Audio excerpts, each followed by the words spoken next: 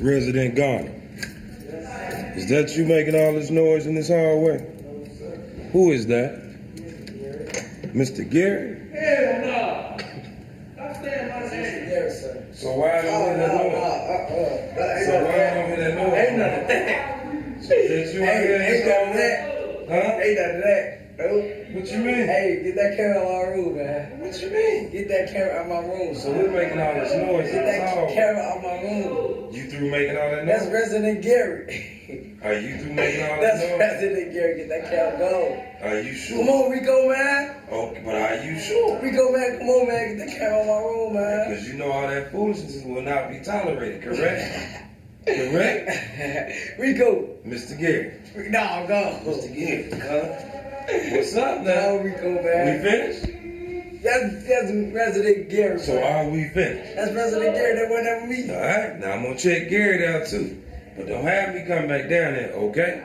That's yo, Rico, right? You just gonna bring the camera people in my room. I'm asking you a question. You don't want me to come back down here, right? Because you know I'll give you some more time. Some more time what? On that paperwork. You finished? That wasn't me. Are you finished? Yeah. Thank you, sir. Thank you. DJ, why you do that, DJ? Why you do that, DJ? Gary. You Gary. did do that. Is that you? That's Resident Gary. I'm saying, is that you making all that noise? Huh? It's mighty funny all of a sudden it done got quiet down here. Huh? Huh? No, that was him. You sure that was him? Hey, read my father, man. That was him. Alright. My father, I ain't saying Alright. I don't want to hear no more of that. What? No, you bogus. You're down there making all that unruly noise. You know better. You finished? I'm going to my hour Rico, and then I'm done. Are you finished? If you finish, you'll get your out. I'm done. That's my man. Thank you. That's all I wanted to know. DJ said we were going to go out, so I'm like,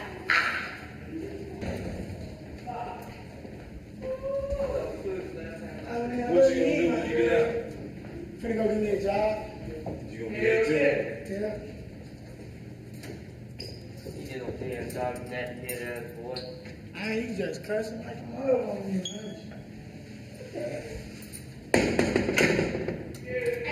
Yes, sir. Oh.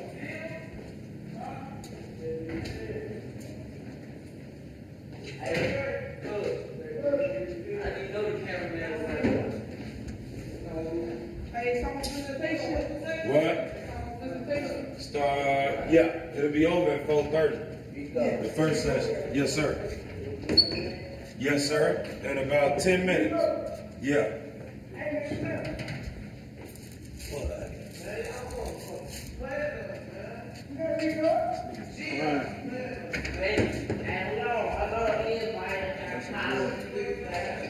My boy God has an angel now.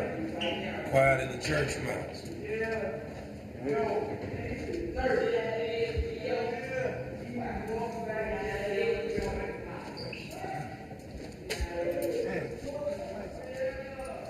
Probably boom foo foo.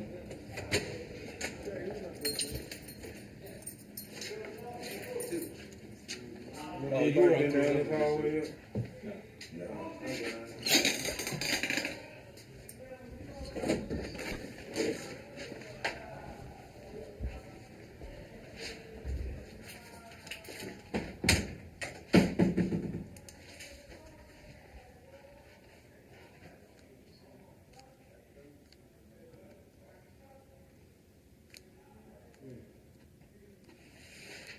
There are no clocks around here. Is there a reason?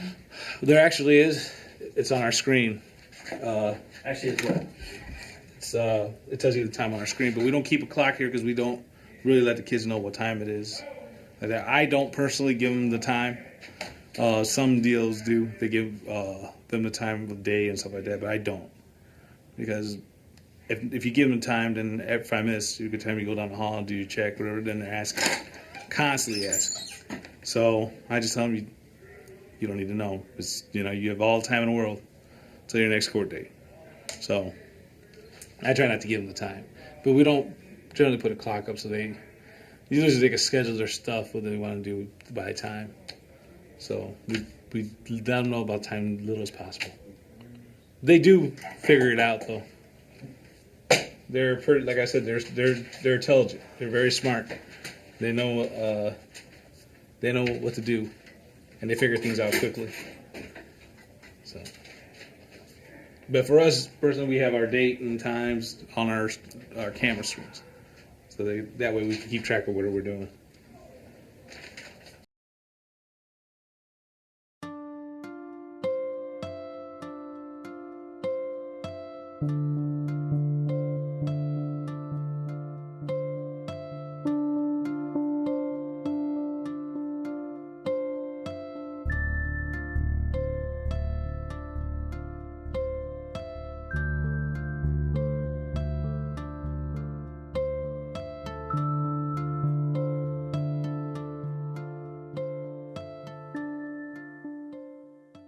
Sometimes we need guidance in our life, and we need the parents to be there for us when we need them the most. And when you ain't got them, it just hurts. 16-year-old Kevin has been at Lake County Juvenile Complex for 3 months, but this isn't the first time that he's been here.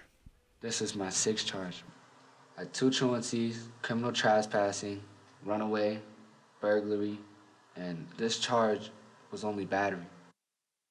Me and my mom was arguing, and her boyfriend was kind of drinking, and then he started laughing at me, like he thought something was funny. So I reached over my mom and I swung at him. The cops came and my mom took his side. She's like, please press charges, I just want him to learn his lesson.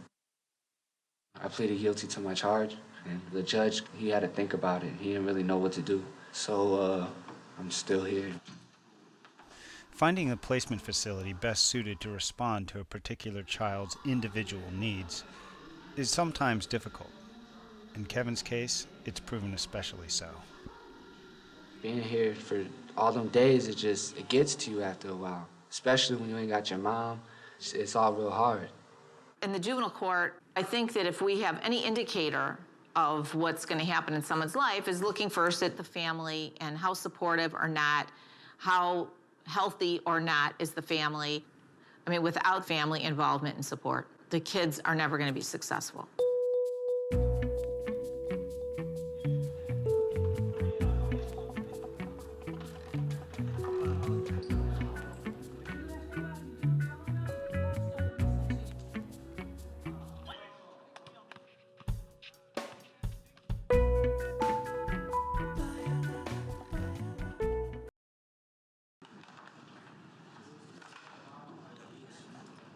Weekends at LCJC are a busy time. The population consists both of offenders waiting to go in front of the judge and those who are serving out fixed terms via weekend stint in detention. The longer the term, the greater the stress for the child. He pulled the screw out of the desk, that long bolt, probably like 8 or 10-inch bolt. You always got to be alert. You always got to be thinking. You got to watch everything they do.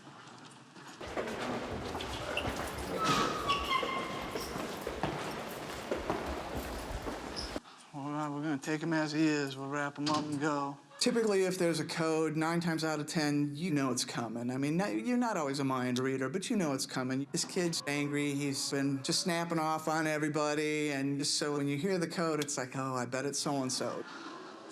Gentlemen, pay attention to what you're doing on the card table. I try to establish a pretty good rapport with our problematic kids so that hopefully upon my arrival, I'm able to talk to them.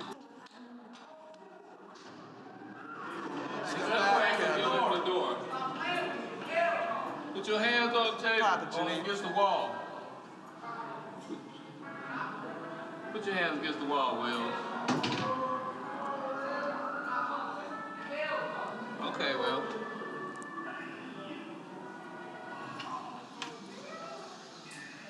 What is your problem?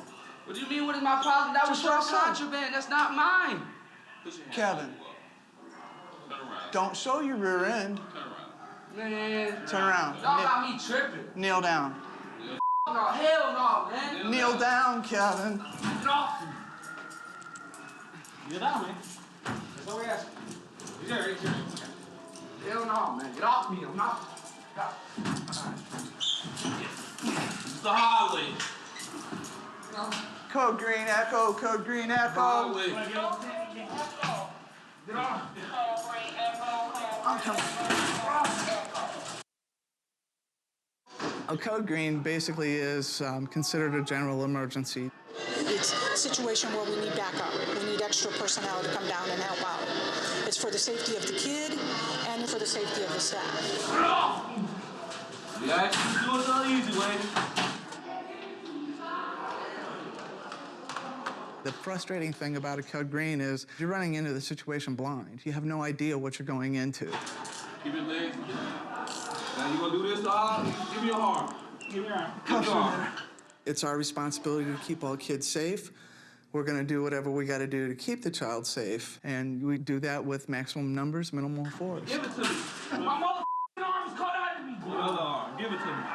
Let me know. Hey, Dad. Kneel up. Do you need cuffs? No, we got him. We got him. I got him. Stand up. Stand up, Kevin. You can stand up. Stand up. Yeah? Yeah, I got him by the cuffs right here. Charlie. He just had this boat, and he's been threatening that he's going to hurt first staff that comes into the room or one of the other residents who may try to come after him. He's been here for a while, and that starts to get to you, too. If you know the outcome of whatever's going to happen to you, there's a sense of peace in that. I'm either going to get to go home or I get to go to placement. When you have no idea what's going to happen to you, you do start to go crazy. You had your chance, Kevin.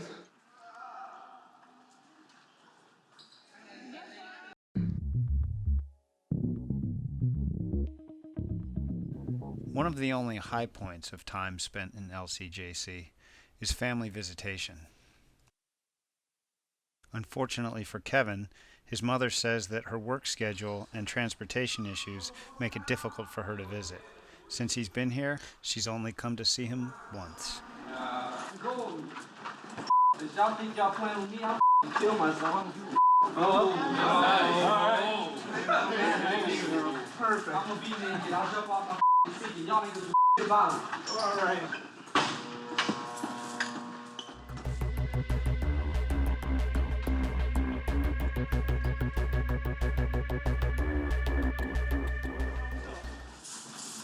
I'm still gonna kill myself, so it don't matter. Because Kevin has threatened to hurt himself, he'll be put on 24-hour watch. Everything but a paper blanket will be removed from his cell. Get his drawers, too. He's gonna kill himself. Just leave him cuffed and check. I'll go put one person at the door. Let him be till he calms.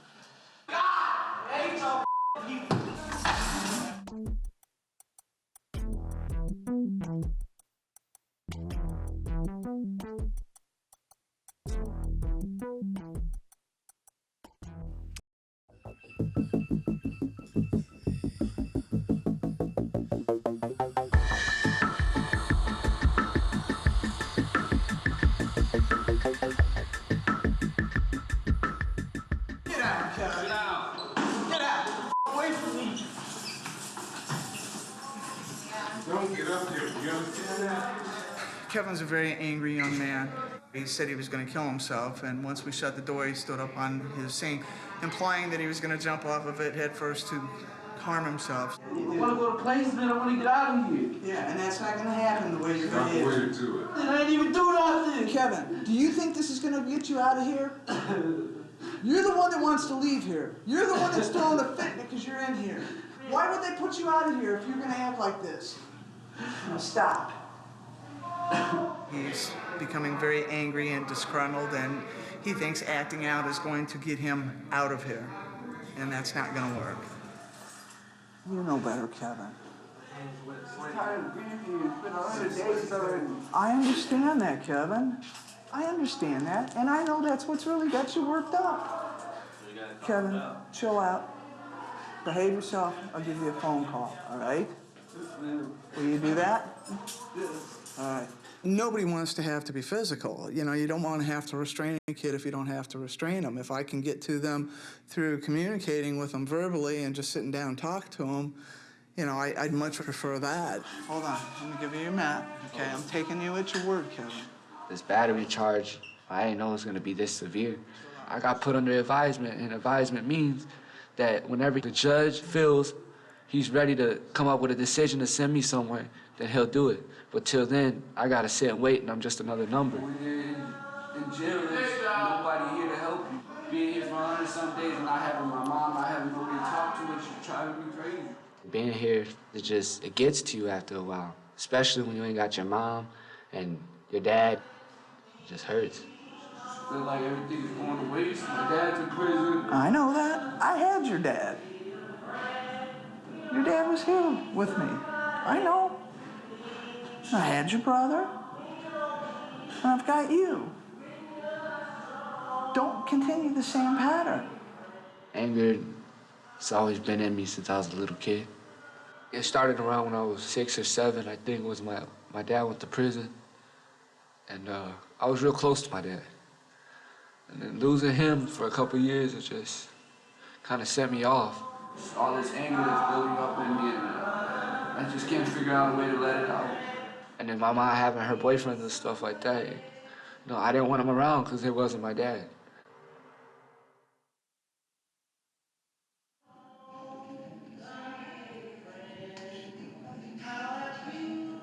Look at your little brother. Show him the right way.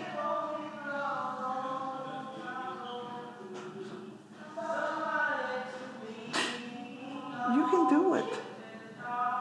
You can do it. But you gotta want to do it, Kevin. You gotta want to do it. Don't end up like your dad. You guys really gonna give me a phone call? Yes, I'll give you a phone call, Kev. I just want to talk to my mom. Have her come visit me. Kids out there, half of us, we could do something with our life. I want to do something with my life.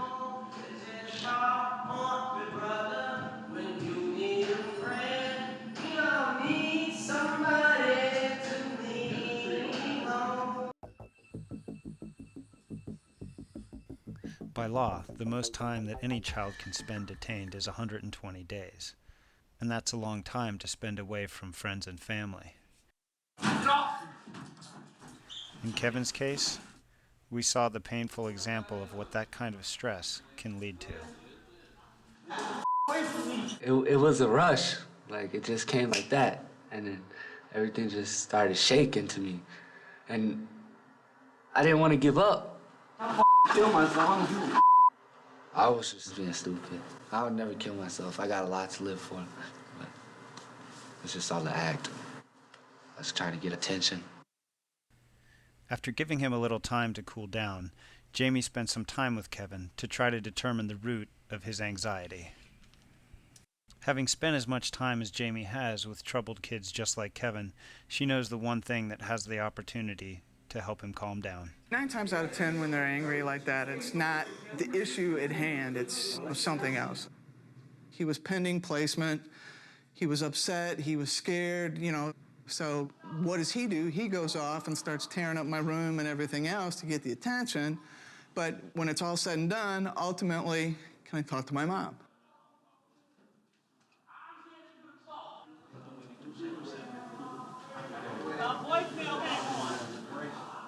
We'll try tomorrow, Kevin, all right? We'll try tomorrow. Listen, don't get all worked up. We'll keep trying, all right? You gonna be all right? Oh, no. I just want to talk to my mom. I know you do, Kev. My mom, she did come to visit me one time, and she promised me she's gonna visit me almost every weekend, but she don't come. You gotta keep it together, Kevin, okay? You gotta keep it together. You got to. You don't have a choice. I just feel like breaking down. My mom, she really wants the best for me, but at the same time, how could I get the best out of something if she's not gonna be there to talk to me about it? All right? Give me the shorts, dude. Wrap the blanket around you. I'm just waiting for that day to get out of here. I just want to leave.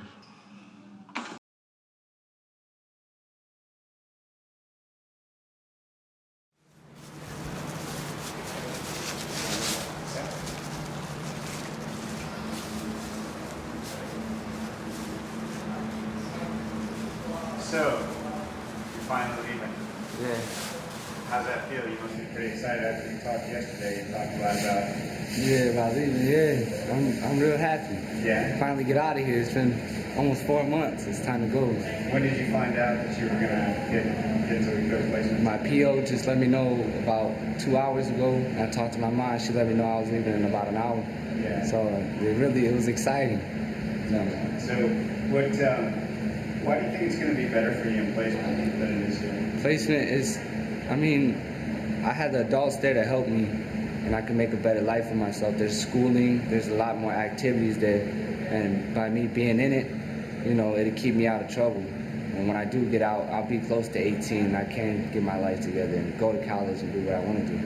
You say that the adults will be able to help you. What do you feel like? What do you want to change? What do you want to? What's that? What do you look forward to changing about yourself? Basically my moods, like my anger, the way I respect my mom, the way I do in school, the way, towards all my peers, I want to make a real good change with them too. And when I do go out into the population, I want to be able to speak right to get a job. There's certain things you got to do to change, and that's my goal of changing. And your moods and just controlling my anger. It's all I want. That's really the main thing, because that's what I'm in here for, is anger problems. And if I get all that changed, then hopefully I won't have to be in a prison or anything like this no more. So I'm praying that this is the last time. So your brother's there, right? Yes, he's right next door to me. So how long has it been since you've seen him? 6 months. Wow. Yeah. How old is your brother, tell us again? He's 12. Yeah. That's going to be... It's going to be awesome. Great. Man, I feel my heart just starts beating every time I think about it. Yeah. Yeah. Well, great. Well, why don't you get changed and we'll follow you down to the salad court. All right, Kevin, come on into the bathroom.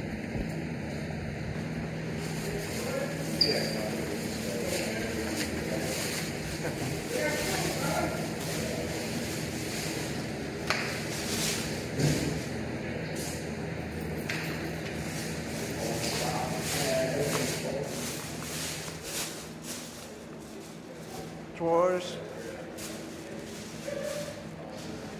Why don't you step in the shower area?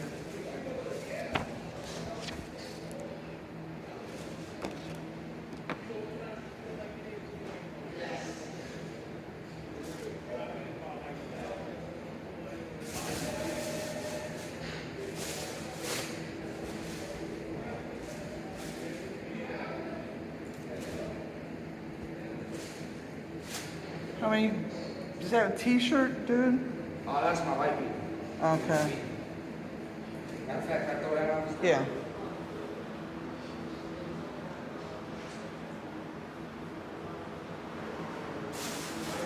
And my shoes and stuff are down in Echo. They're in Echo, all right. I'll have to get them. Socks.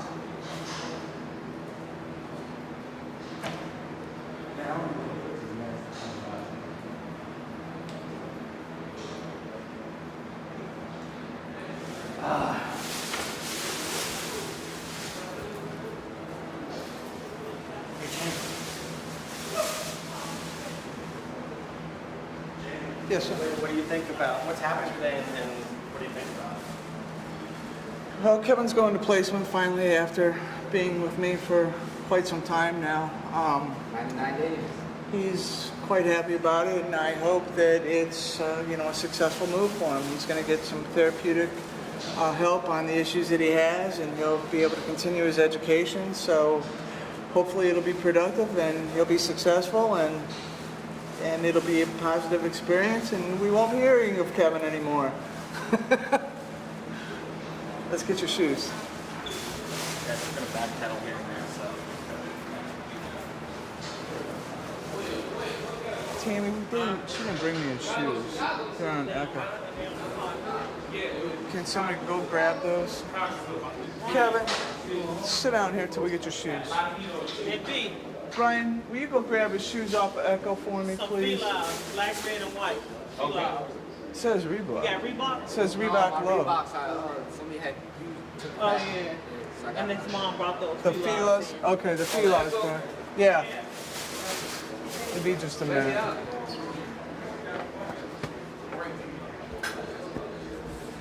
You ready? Okay. Just don't go over there and screw up. Screw up, you know where you come back.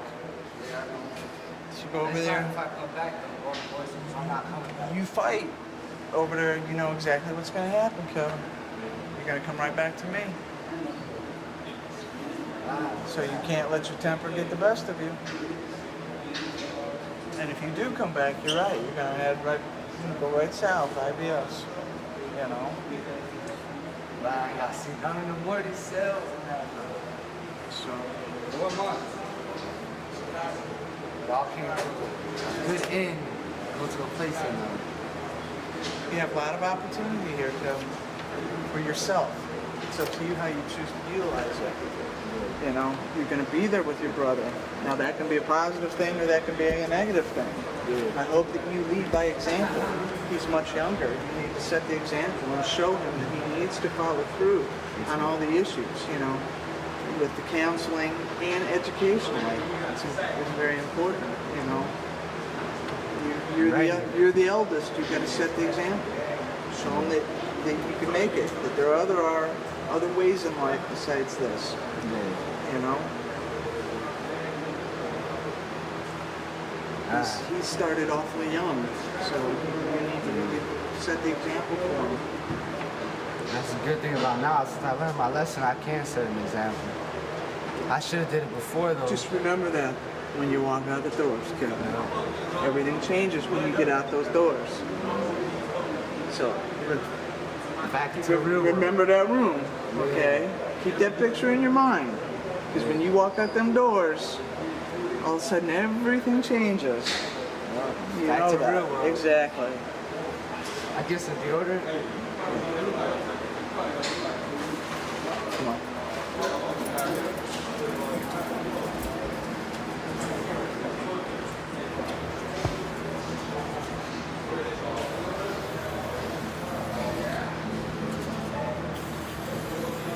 It's raining out? No, but it's very hot.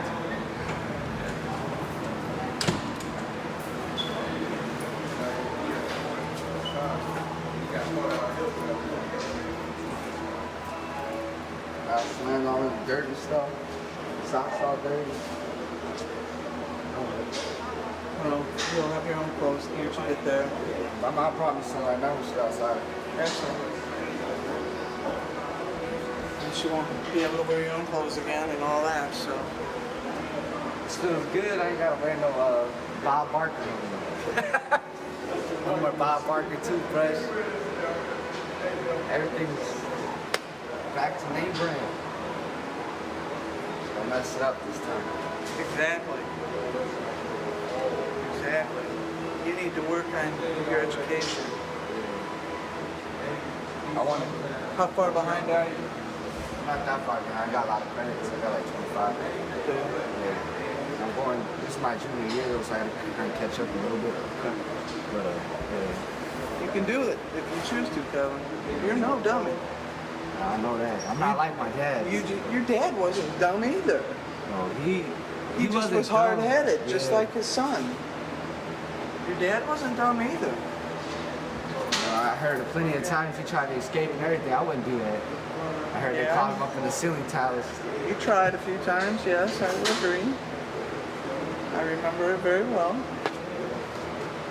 Deaf Kevin. Yes. That's correct. Yeah, bro. Thank you. Some of them books, I don't know if they're all his or not. All right. The magazines that are in there were given to me. Are all these books yours? No. Any of them? Except for my Bible. That's it? Okay, everything else is just center? All right, bro. Jeez. You sure? Can I get my magazine? Where's it? They're inside. Oh, yeah. The rest of those books are mine. All right.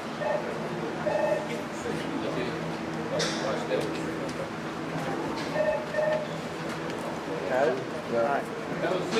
Let's roll. About time.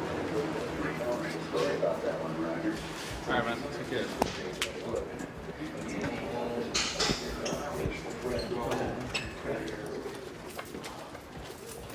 Come on.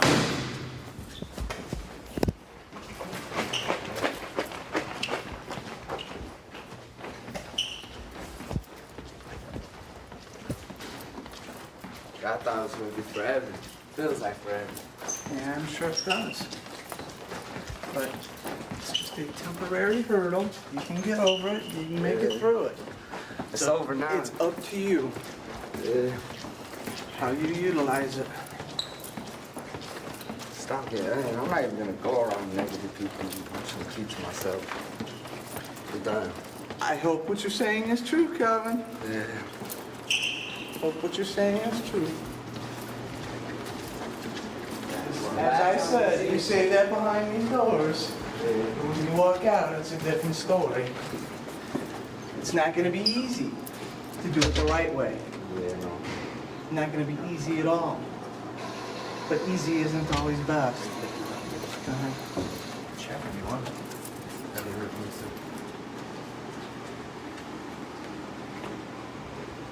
Hey, Jerry. Picking him up in it? How are you? Long time no see.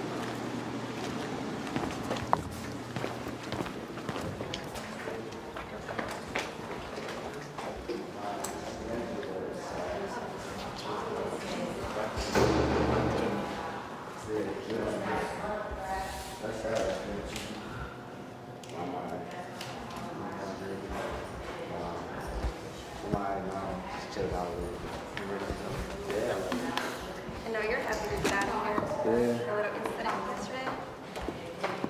That could have stopped me from leaving, but I'm glad it didn't. Yes, it could have. This is your chance to change. Yeah. I hope I don't have to see you come back here. So you have all your clothes and everything, Kevin? Not at all. I think Good to go. good. I need you to sign out.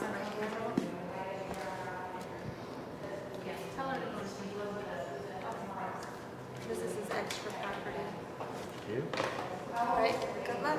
Let you know. I Okay, need to sign Kevin. the card. Take care. You too. Best of luck to you. Good to see you here. Jay. Take care. Nice. Bye, guys. You have a pen. Yes, I do.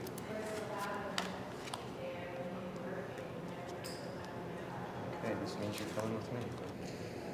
I'm going with you. You're ready to go. All right, guys. Take care. Bye. Good luck to you, Kevin.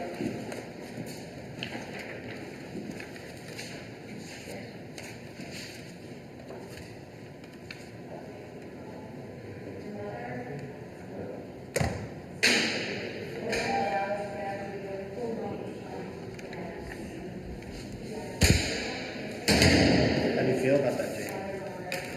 Hope he's successful. That's all I can say. Hey, no, let's do that one more time. Sorry, Mike. Excuse me? How do you feel about that? I hope he's successful. He will be. What do you think, realistically? I can just hope that he is. That's all. You know, I mean, I certainly have high expectations, and I hope that he can maintain it. You know, it's hard. It should be, in order for him to succeed, he's going to have to do a lot of lifestyle changes, and it's not always easy. What they say behind closed doors is one thing. When they walk out and get back into the free world, it's a whole different ballgame again. So it's hard to resist your peers and your temptations and everything else. So we'll see. What do you think about it, the triggers that set off his anger? Because clearly he knows it and we've seen it. How do you think they'll deal with that in placement? Oh, at the place, you know, it's a therapeutic placement. They have the appropriate staff to deal with that type of temperament.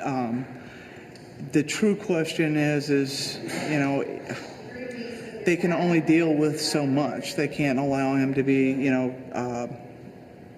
fighting continuously and being totally disruptive. If it gets totally out of hand, then they're going to bring him back to us, of course. Kevin is very much a manipulator. He wants things his way. And if he doesn't get things his way, then he gets very angry and frustrated pretty quickly. However, he does know that, and he admits it, you know, so that's half the battle. So if he can look at it realistically and you know, really search his heart and want to make the changes, I believe he can do so. I understand you can't really gauge his chances, but with the degree of sort of sensibility he has about his own situation, how do you think he fares compared to most people you see walk out there? I'm sure some people you walk out and think, there's a chance I'm going to see him again, but he seems to at least be acknowledging and taking responsible for his own issues. So does that put him, you think, in a better place to... Yes, absolutely. Absolutely. Kevin definitely has potential. You know, the potential is there, but it's truly up to him. You know, I mean, it's just a matter of if this is truly what he wants or not, you know. Yeah, you're right. He acknowledges it. He's aware of it. But, again, that's when he's in jail, you know. So if he slips up again, he doesn't come back here? Yes, he would come back here. Yes. So, and I don't think he wants to come back here. So hopefully that would be motivation enough. How far away is he from being old enough to be sent across the street? I believe he's getting ready to turn 17 in the very near future. So we should have, I think, about another year of him. Yeah, he's 16. He'll be 17 in December, so. Yeah. Yes. Thank you. I hope so. All right.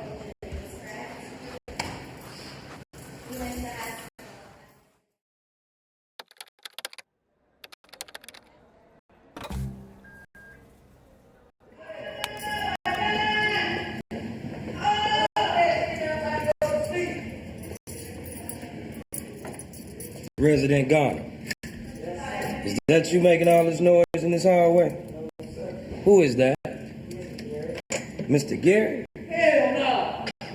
I stand by my name. So why don't Like my judge, I had him since I was little though. Really? Since I was 12 years old, yeah. First time he put me on probation. Then I got off when I was about 13, and then I got right back on when I was 14. And then around 15 and a half, July, I think they said July 11th, 2007, I was released successfully. And then around April 25th is where I caught this other charge. And that's why I don't want to be pushed on to that. It's crazy. So, Sorry, just so you know, Pierce walked through that. okay, okay. So we were talking a little bit over there. First of all, you seem so calm now. Yeah. What happened over in the pod? Can you tell us what was Well, going on? I had like a lot of anger built up in me for a couple weeks now, and I told them to send either a therapist or somebody to talk to me because I need somebody to talk to. And they didn't do it, so it made me, you know what I'm saying, it really made me go crazy. Because not crazy, because I'm not a crazy person, but I do have bipolar and ADHD and ODD. So, you know, when I ask to talk to somebody, it doesn't, you know what I'm saying, I'm not doing it for attention, I'm just doing it because I need to talk to somebody. But then just right now, I think I kind of took that as an attention mode, and that's not what I should have done. I should have been more calm. But it was all basically over kids in the pods running their mouth because I'm the only white kid in there. And it's not racist. I'm not a racist type person, nothing like that. Actually, to tell you the truth, I'm really friendly with everybody. It's just as long as everybody gets along with me. And it's not what it was. We're all in jail. We're all here for something bad. And everything just started backfiring. I didn't want to go there, but I didn't want to come down there either. It's not somewhere where I wanted to be, so kind of took it into the wrong hands. So do you think about it ahead of time, or did you just really kind of like snap? It was a snap reaction. I would have never thought that I was going to go out like that. In a regular way, I would have probably just gave up, but I wasn't giving up. I don't know why, but it was just all that adrenaline and all that. It was just pumped up in me from so long. I mean, being here for all them days, it gets to you after a while, especially when you ain't got your mom and your dad and your little brother. My two sisters were adopted out, so it's all real hard. It just hurts. So really, a lot of what you're going through is Depression. It's what it is. It's real depressing. Everything's depressing. And ever since I was a little kid, it's been hard. I think that people just don't understand what kids like you go through. What would you want people to know? I just want people to know that all the kids, they really ain't, we're not bad kids. We're not. We just make the wrong decisions. And sometimes we need guidance in our life. And we need the parents to be there for us when, when we need them the most. And when you ain't got them, it just hurts. It's really all it is. I mean, kids out there, half of us, we could do something with our life. But we decided to just get on a criminal act, and it puts us away. And it stops us from doing what we need to do. And if I had an option, I wouldn't make an LCJC department. I'd probably make somewhere where the kids can actually be in school or something like that. But it's not my option because I am still a juvenile. Hopefully in my lifetime, I can make something out of that. My experience being here, it really taught me to make something of my life, or else, I'm going to keep on ending up back into the system. I might do something that I don't want to do on the streets and then end up in Westville or, somewhere that I don't want to be. I want to do something with my life. Do you feel like everything goes back to when you were a little kid and your family situation? Because so many kids that I talk to say that it started early at home. It did. To me, it started around when I was, I say 6 or 7. I think was my dad went to prison, and I was real close to my dad. And then losing him for a couple years, it just kind of set me off.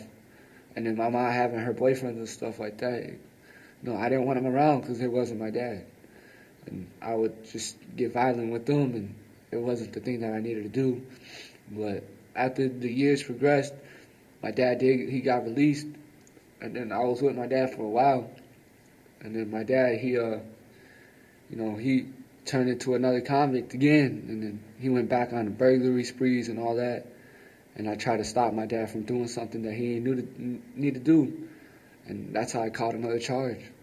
I tried to stop my dad from breaking in the house, and they gave me the charge.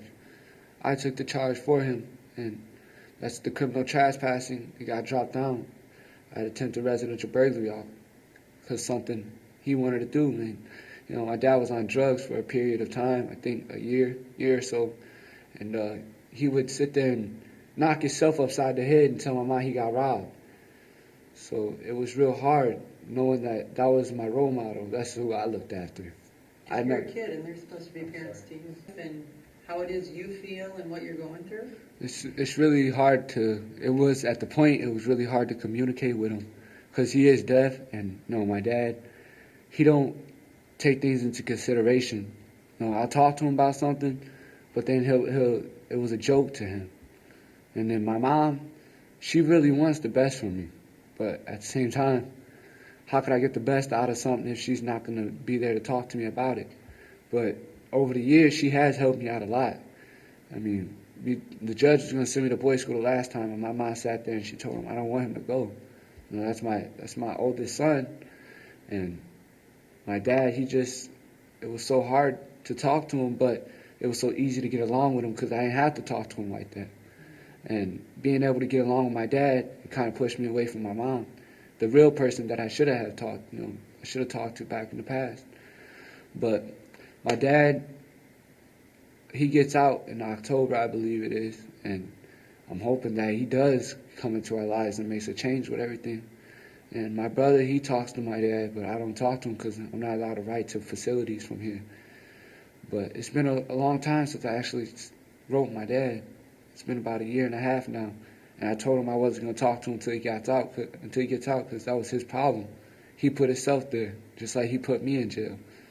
And I love my dad with all my heart, and I wish the best for him. And when he gets out, I'll be there. So when you're in court, Do you explain these kinds of things to the judge, or are you just nervous when you walk in court? Tell me about what your court experience has been like so far up to this point. As soon as I get into court, I can't even tell you the truth. I can't speak. It gets real hard because when I just feel like breaking down. I mean, the judge, they really don't understand what we go through. I mean, they know that what we go through here, but they don't know what we go through on the outside. And when you sit there and try to explain to the judge, like I tried to do this time, it backfires. You know, and I got put under advisement, and advisement means that whenever he feels he's ready to come up with a decision to send me somewhere, then he'll do it. But till then, I gotta sit and wait, and I'm just another number.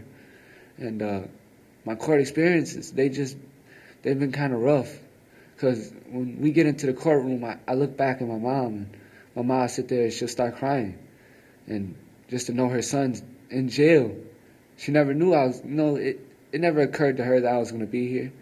But growing up, I grew up tough. I always thought I was somebody. And, I grew up in a gang, and I used to carry guns around and all that stuff. But it's now the court experiences, they did get a lot tougher over the years. They really did. Oh, okay. That's fine. No, go ahead. Go ahead. How you doing? Good. You were banging the door with what? What's part of your hand? No, that was my handcuffs, and my back is like twisted.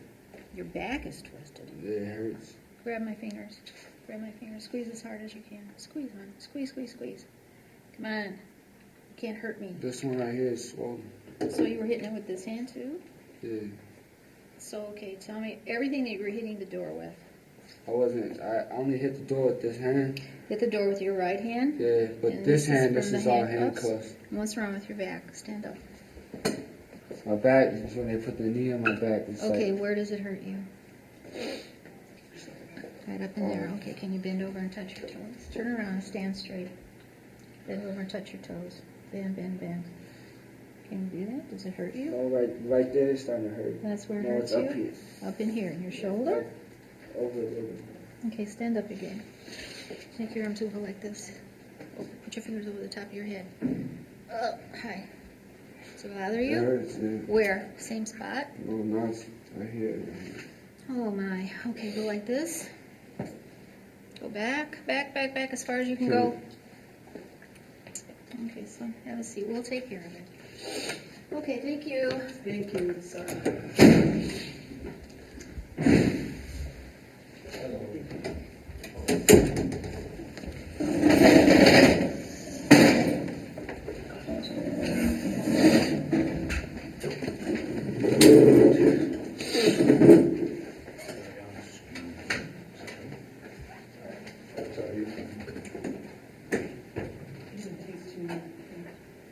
Get on his bad side.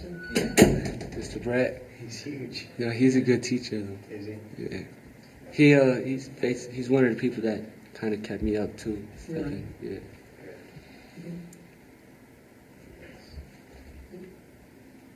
So, I know we were talking, I just want to get to, she came in to check you out, Yeah. to see if you were hurt from the takedown situation. Yeah. So, what was that like when they came into the room and there were a lot of people there? Was it scary? Tell me about that. It wasn't. I tell you the truth, I'm not scared of nobody, but it was a rush. Like it just came like that, and then everything just started shaking to me, and I didn't want to give up. And looking at them, they were all bigger than me, every single one of them. But it was kind of scary to tell you the truth. At Did first. it hurt? Yeah, it hurt really bad. Knocked the wind out of me. That's why I'm all in bad shape right now. My back's, twisted up, and my hands, this hand right here hurts all up in here, swollen. And, I really never seen that happen before. But that was the first time I actually seen something like that. Did you have any idea that was going to happen? No. I thought they was going to come and put the cuffs on me, but I knew I wasn't going to go out like that. I wasn't just going to sit there, so I kind of just went crazy. And that was it. It was a real bad experience. I'll never do that again. I won't never try to get out of something like that. I'll just sit down and let him put handcuffs on me. Because now I got to sit in my room butt naked. And it's not what I want. Just, the nurses, they come check us out every time we get an injury. And if it's severe, we go to the hospital and they do x-rays and check up on us. But that's what their job is to do. So now you're down in... I'm down in my room till probably I leave, most likely. But Miss Jamie, she's a real nice lady. And I think she, as long as I cool out and take my time and think about it, I think she'll get me up by next week. But hopefully, I think she said by the 1st of next week I'm leaving. So I pray to God that that's what happens. Because the judge told me something different. What did the judge tell you? I went to court July 17th, and the judge told me that the Monday of July 21st I would be out of here either in placement boys school or at home on house arrest. But it didn't happen. I'm still here, and it's July 31st. So did they tell you when you're next? I don't go to court no more. I pleaded guilty to my charge. My PO, she recommended placement in Wheatfield, Indiana, and the state, they recommended placement. So the judge, I kind of said the wrong thing in court. I said house arrest level 3, and there's no such thing. It's house arrest level 2 and house arrest level 1. So the judge he had to think about it. He didn't really know what to do. So I'm just waiting for him to figure out what he's going to do and all that. So tell me what your charges were to bring you here in the first place. This charge was only battery, and battery on my mom's boyfriend.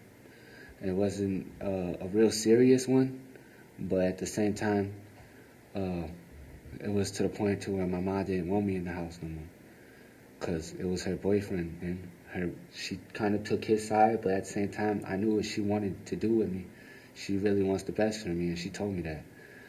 She don't want to see me out there on the streets no more. And where I was living, there was a lot of people that was out to shoot really anybody. And me being in a gang and all that, it kind of took me, to the wrong neighborhood. And if I was to walk out my front door, I would have probably got shot, to tell you the truth. So, and then after that, I was in here, and my mom told me one of a gang member had got shot in front of my house, in front of my mom. So, it was real scary. She moved us away from that. It's just me, this battery charge, they all went so quickly. I was in the house, I was sleeping. I was talking to one of my ex-girlfriends, Monica. I was talking to her on the phone, and, she got off the phone. I laid down, and I woke up around like 11:30. My mom came in. Her boyfriend was kind of drinking. And then they walked to the kitchen. It was all over some food. I ate my mom's steak and my mom's boyfriend's steak. And they got mad because they had bought me Taco Bell. And he was drinking, and then he started laughing at me. Like, he thought something was funny because me and my mom was arguing. So I reached over my mom, and I swung at him. When I swung at him, I didn't hit him. I just grazed him like this. I went past his face and left a little red mark. The cops came, and they told my mom, they told my mom's boyfriend, you want to press charges? He said no. And then my mom was like, please press charges, I just want him to learn his lesson. And I already knew that was going to happen. I was just, I didn't want to run or nothing like that because it would have made it worse on myself. But I knew everything, what was going to happen and stuff, so I just rather took the punishment and get out. I didn't know it was going to be this severe. So that was your first? This is my sixth charge. My first time I was 12 years old in 5th grade, and I wasn't going to school because family problems at home. Sometimes I just didn't want to wake up. I didn't really care. I always thought of myself as like a little hard-headed kid. And when I did go to school, I was always fighting, and I didn't want to be there no more. So I stopped going to school for like 150 days, and the judge got a hold of me. Then they put me on probation for 6 months. When I went to 6th grade, I was in probation. And then I got released successfully because I was going to school every day and I brought my grades up. And then I kept on doing good until 8th grade, and I got kicked out of school. And it wasn't my fault. That time I got the truancy charge. They never sent me a letter through the mail saying I had to go to homebound classes. So they kind of messed up, and they gave me another charge for that. Then they put me at the same time, a couple weeks later, that was when the incident with my dad happened. So you had truancy charges, battery charges. Burglary. So go through them, tell them you had.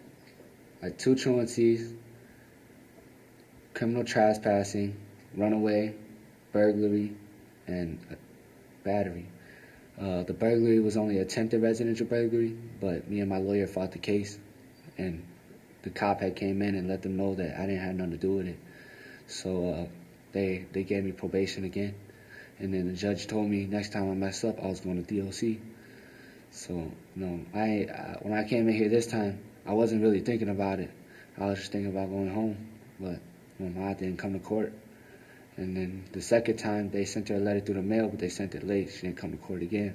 So if your parent doesn't come to court, you have to remain... I have to remain detained to my next court date, which is basically 3 to 4 weeks later. So 3 to 4 weeks each time, it's really stressful, and, it's hard. Tell me how many days you've been here. I've been here, today is 98, and in 2 more days it'll make 100. And after that, 120 is going to make 3 months, or 4 months, and I've been here for a pretty long time. And my charge that I got now, it's only up to 120 days that I could spend in here. So that's what kind of bothers me too. They're giving me a really rough, they're hitting me really hard. And this is really going to make me learn from this time. What would you want other kids out there to know? You said you've seen some of these shows. What do you want to tell other kids? I just want other kids to know that school is the best thing possible. I want a lot of kids out there. I had problems with a lot of kids, and I'd rather them keep their head up and go through school and get straight A's, because if you don't do that, then you're not going to, you can make it in life, but you really can't make it in life with a GED no more. It's not going to happen. You got to make it through life with a diploma, go to college, and get your stuff together. Stop, all this game banging stuff that everybody's doing, it's not worth it.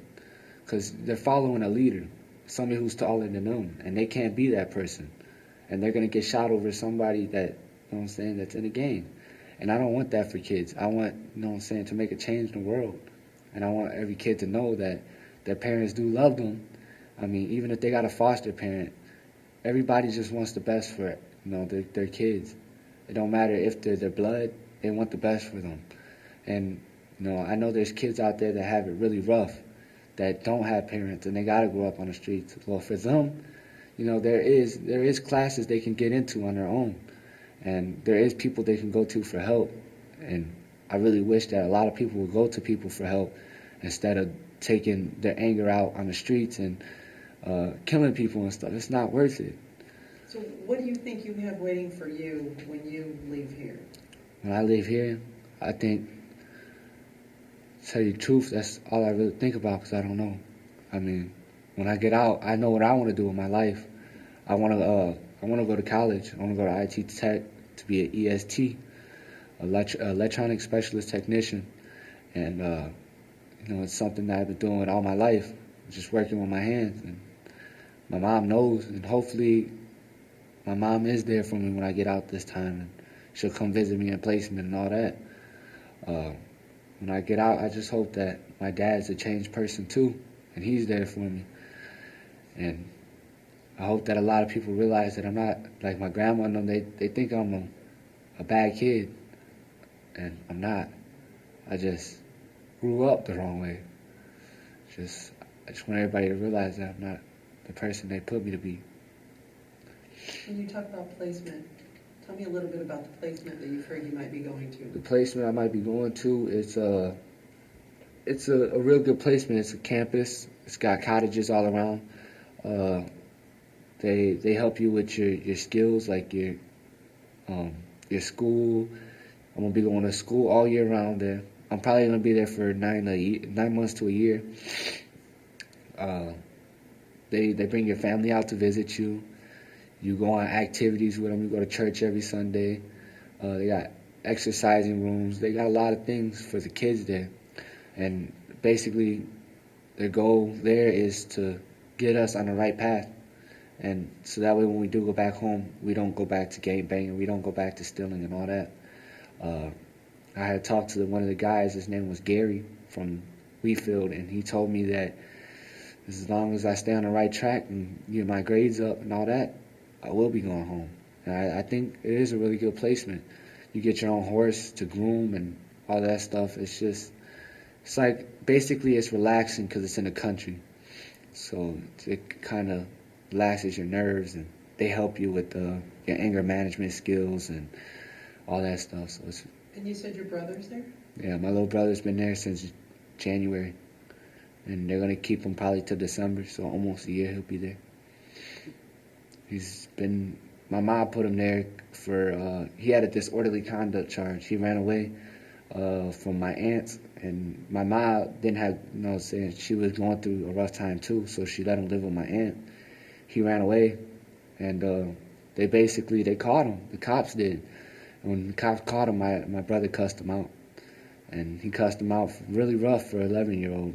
He got in here, and then they let him out the next day. He went home, promised my mom he wasn't going to do no more stuff. He did it again. And my mom brought him to court and told Miller she don't want him there no more. Have you talked to your mom about whether or not she feels responsible for you guys acting out the way you do? Well, Does she understand that maybe it might be the way she raised you? No, my mom, I think she raised me right. I just think that the things that we seen were kind of inappropriate, like the arguments and stuff like that. My mom, she did come to visit me one time, and she really apologized for everything that happened in our lifetime. And I apologized back to her too. And she told me when I get out this time that she wants to make a change, and she wants me to go to church every day. So when I do go home, I'm going to be 17 and a half, and I'm basically going to be moving out. It's like I'm going home to move out back into my own world. And when I do that, it's just I got to be prepared for it. My mom knows. My mom does care. I know she cares. But she has stuff that she has to do too. And she's a real responsible parent. She's always going to be there for us, and I know that. I mean, like she told me, who's going to be there for you when I die? And to tell you the truth, ain't nobody going to be there. And that's going to make me hurt. And right now, I feel like crying just saying that. When was the last time you saw her? I saw her June 21st, I think it was. And I seen her in court on July 17th and June 26th. I've been to a couple court dates already, 4. But it's the last time I really saw her. And she promised me she's going to visit me almost every weekend, but she don't come. But it don't bother me no more. I'm just waiting for that day to get out of here. I just want to leave. I don't really mind the visits no more. So what's the final thing that you want people to know about you and your situation and your life? My final thing that I want people to know is the situation I'm in. A lot of people are going to struggle. I mean, if a kid sees his mom in an abusive relationship, it's going to be hard. They don't need to get involved in it. Saying let an adult know, let somebody know that what your mom's going through, and make something better of it. Try to pull your mom away from it, and if she don't want to move away from it, then then that's where you got to come in and put yourself into a residential home yourself. So you saw a lot of domestic violence in your home? Yeah, pretty much. And I had a girlfriend. I know I'm still young, but to tell you the truth, she was really there for me a lot of the times. And every time I needed to pick up the phone to call her, she was right there. But So you saw your mom get beat up? Yeah, and I seen all through my life, ever since I was a young kid, I seen my mom get beat up by my dad, and it hurt. And then when I got old enough to do something about it, it wasn't the right thing to do. They started coming real rough on kids with battery cases now. And I realized that because I'm here for so many months just for barely hitting a guy. And I see people that shoot people and they walk out of here within a month. It's real hard. That's where a lot of anger comes from when you grow up seeing violence. Anger It's always been in me since I was a little kid. I mean, I've been in hospitals. I've been in a hospital, I think, 6 times. When I was 3, I was there for 3 months. When I was 6, I was there for about 9 days, and all the way up for 9 days. So that's 6, 9, 10, 12, 13, 14, and then finally it all ended. I stopped going there, and then I started ending up in here. I just want to loop back around to something real quick. You said Jamie's a nice person. Jamie's been here a long time. Tell me kind of what your thoughts are about Jamie and some of the guards here, but particularly Jamie. Jamie, you know, at first, to tell you the truth, I didn't like her. But you can't like nobody unless you know them. I mean, so when I got to know her, she was a really nice person. And I noticed that she was only there for what we needed. And every time, I had a problem, a situation in the C wing, and she moved me out to keep me safe into the E-pod. And then I messed up in the E-pod, she put me back over here. But Miss Jamie, she's a real nice lady. And she's really about helping us. She just wants the best for her kids. And if she's got to do something, she's going to do it. And that's the bottom line. She's not going to back out of what she's going to do. And you understand that this can be a tough job for people like her who... I mean, when you got to come in to get a kid down, it is tough. I mean, your whole day, you go home thinking about that kid that you just put down. And it's a lot of stress for her, because then she got to come back the next day and do paperwork. And that's not something that I want for her. I'd rather make her time easier here, but... She's here for you guys. She's really here for us. She is. And then the staff, I mean, I'm not going to lie, some of the staffs, they're not the best people in the world. But a lot of them, like Mark, I seen him as a good person. Because when I first came here, he put me down in my room for sagging my pants. But when I got up, I talked to him one day and I asked him, I'm like, why do you do that? And he goes, because I want the best for you guys. I don't want you guys looking like thugs, and I don't want you guys going back to the street messing up. And he was the person that I talked to too, and he made me realize a lot of what was going on in my life. And Miss Tammy, she's a real nice staff lady too. She's a supervisor here. She's not the best person, but she's really cool to me. So, in a final comment, what would make you happy in life? What would make me happy? To get my family back together and have no more problems in life, and to go to college and be somebody, and just see the world change, because the way it's going now is too rough. I just want a lot for everybody, not only myself. I would like to be happy every day, but it's not something that's going to happen. I know that. So I want a lot of moods around me to change. And until that day, I'm still going to be the same me, except for I'm not going to get in no more trouble. This is basically a lesson, and hopefully it'll make some good of it.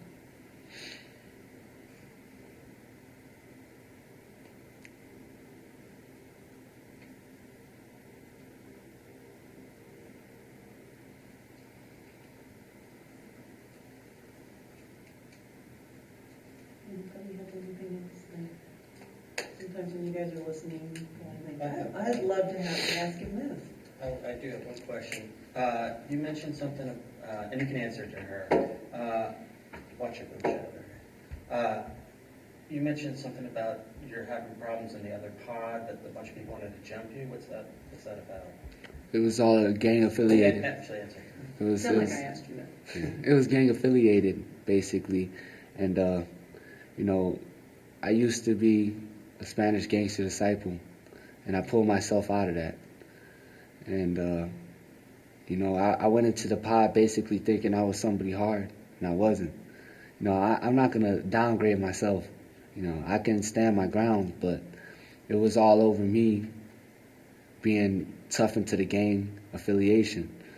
And, after that, what just happened, I was just like, what do I need a gang for? They're not helping me. Ain't nothing helping me. So what's life like on the pod? Like, Oh, if I could eavesdrop just between you kids, take the guards out of it, but just what's life like living around all the other kids that you have to live with? it's hell. It is, because so many kids got so many stories to tell, but then at the same time, they'll tell you something that you don't want to hear. And then they'll tell you that, it's either they shot at your cousin or they try to kill your cousin. It gets really hard, and people know you. We're all basically from the same area. And living with 18 kids in a pod, it's really hectic. You got people trying to come at you about certain things that you don't want to hear. And when you got somebody in a gang that's running under something else and you're next door to them and you're something, but then they ask you what you are and you tell them, then it makes it harder for you. And that's what happened with me. And living with 18 kids it's really stressful because they can get into your head and they can bug you all day and they all work together to do it. And over there in the C wing, they're there for something really bad, and I can actually sleep over there, to tell you the truth. How do you sleep around them? The reason how I can sleep over there is because in the morning time, they're not up, and you can tell. They're never up in the morning. They got so much energy in the daytime that they wear it all out, and then they'll sleep the day off and then come back up probably around 3 o'clock. So it makes my days go by faster. Do you feel safer down there because it's locked down and you don't have to worry about the whole kind of pod area? Or? Not really. I don't feel safe nowhere around here. Everywhere I walk, I watch my back.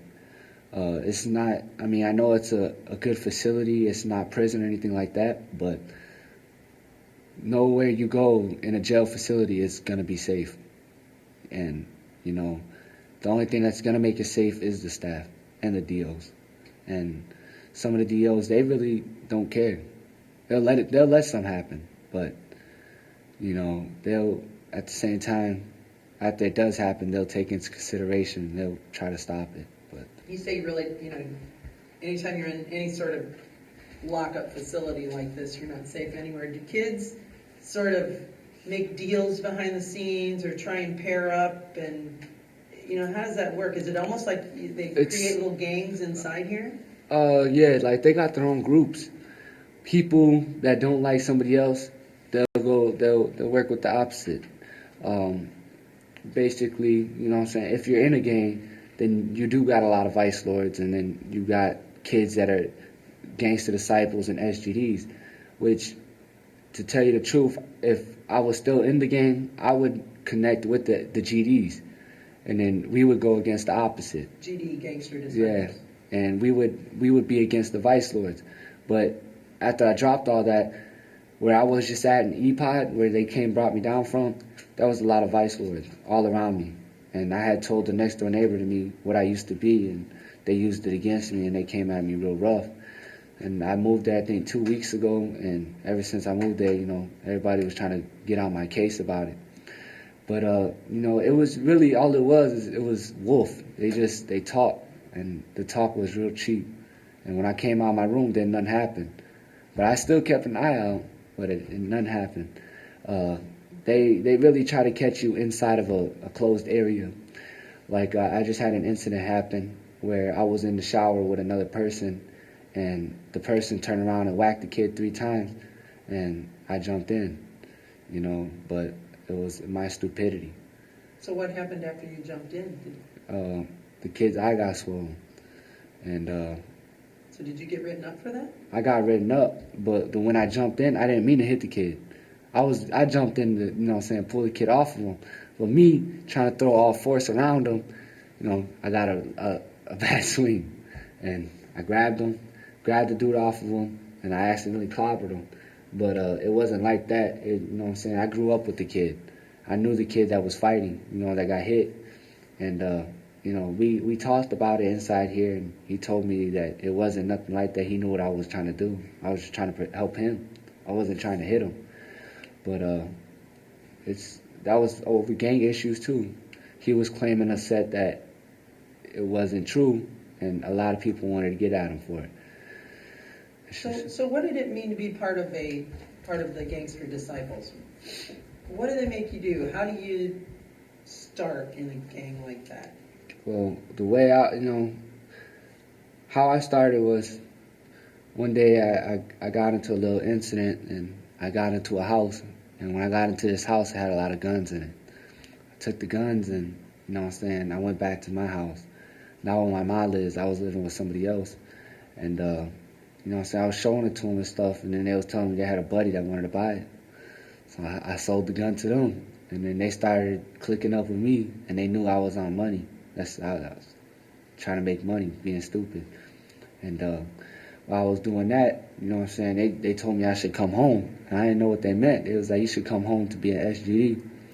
So, I started chilling with them, drinking with them, and all that stuff. And then when I did come home, I seen that it was all about money.